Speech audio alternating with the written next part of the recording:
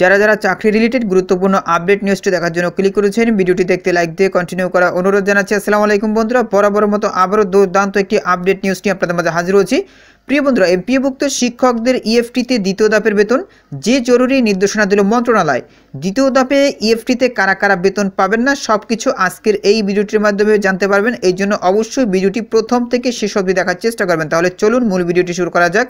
প্রিয় বন্ধুরা, মূল ভিডিওটি শুরু করার আগে বরাবরের মতো ছোট্ট একটি রিকোয়েস্ট থাকবে, আপনি যদি আমাদের এই পরিবারের নতুন দর্শক হয়ে থাকেন, এরকম নতুন নতুন চাকরি রিলেটেড আপডেট নিউজ সবার আগে পেতে আমাদের এই চ্যানেলটি সাবস্ক্রাইব করে পাশে থাকা বেল আইকনটি অন করে রাখুন পরবর্তী ভিডিও নোটিফিকেশন পেতে। আর যারা সাবস্ক্রাইব করেছেন তাদেরকে অসংখ্য অসংখ্য ধন্যবাদ। প্রিয় বন্ধুরা, দেখতেই পাচ্ছেন প্রতিবেদনে বলা হয়েছে বেসরকারি শিক্ষা প্রতিষ্ঠানে কর্মরত প্রায় 4 লাখ শিক্ষক কর্মচারীকে ইলেকট্রনিক ফান্ড ট্রান্সফার বা ইএফটির মাধ্যমে বেতন ভাতা দেওয়ার উদ্যোগ নিয়েছে সরকার।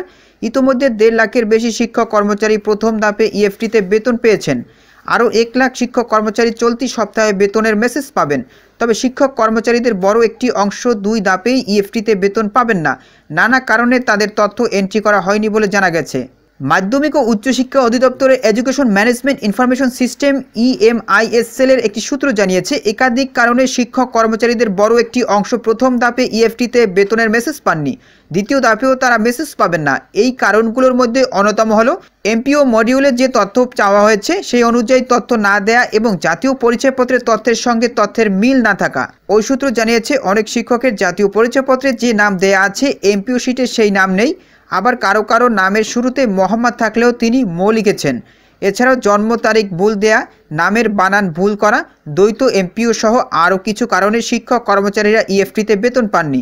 জানতে চাইলে EMISL এর senior system analyst Khandakar Azizur Rahman the Daily ক্যাম্পাসকে বলেন, বেশ কিছু কারণে শিক্ষকরা বাদ পড়েছেন। দ্বিতীয় ধাপের মেসেজ পাঠানোর প্রক্রিয়া শেষ হওয়ার পর প্রতিষ্ঠান প্রধানদের তথ্য সংশোধনের সুযোগ দেওয়া হবে। এছাড়া কী কারণে শিক্ষকরা বেতনের মেসেজ পাননি সেটিও জানিয়ে দেওয়া হবে। প্রিয় বন্ধুরা, এখন জেনে নেব শিক্ষকদের করণীয় এই ব্যাপারে।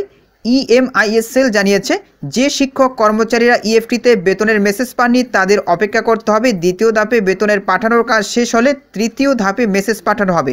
তবে এর আগে সংশ্লিষ্ট শিক্ষা প্রতিষ্ঠান প্রধানদের ড্যাশবোর্ডে প্রবেশের অ্যাক্সেস ওপেন করে দেওয়া হবে। নাম অপ্রকাশিত রাখার শর্তে EMISL এর এক কর্মকর্তা দ্য ডেইলি ক্যাম্পাসকে জানান, প্রথম ধাপে যারা ইএফটিতে বেতনের মেসেজ পাননি এবং দ্বিতীয় ধাপে যারা মেসেজ পাবেন না তাদের আপাতত অপেক্ষা ছাড়া কিছুই করার নেই।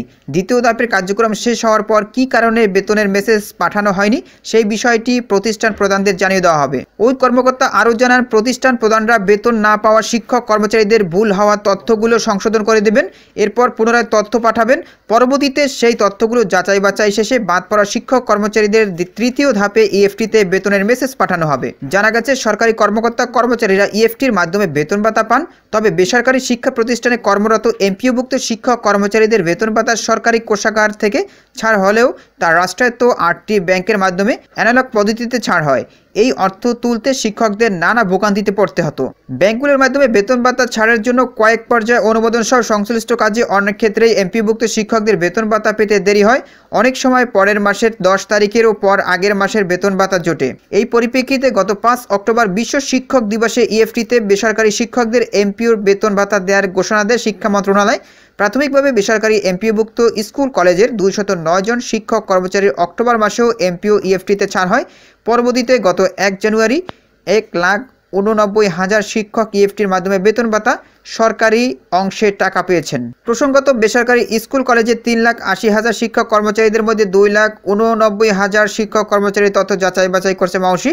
27,000 শিক্ষক কর্মচারীর তথ্য পায়নি সংস্থাটি। অবশিষ্ট শিক্ষক কর্মচারীদের তথ্য পেলে তাদের ত্রুটি থাকায় সেগুলো সংশোধন করার প্রক্রিয়া চলছে বলে জানা গেছে। তো প্রিয় বন্ধুরা, এই ছিল মূলত আজকের আপডেট নিউজ। এই বিষয়ে যদি আপনাদের কোনো ব্যক্তিগত মতামত থেকে থাকে তাহলে অবশ্যই কমেন্ট করে জানাবেন। পরবর্তীতে নতুন করে ভিডিও নিয়ে আপনাদের মাঝে হাজির হব। সবাই ভালো থাকবেন, সুস্থ থাকবেন। আল্লাহ হাফেজ।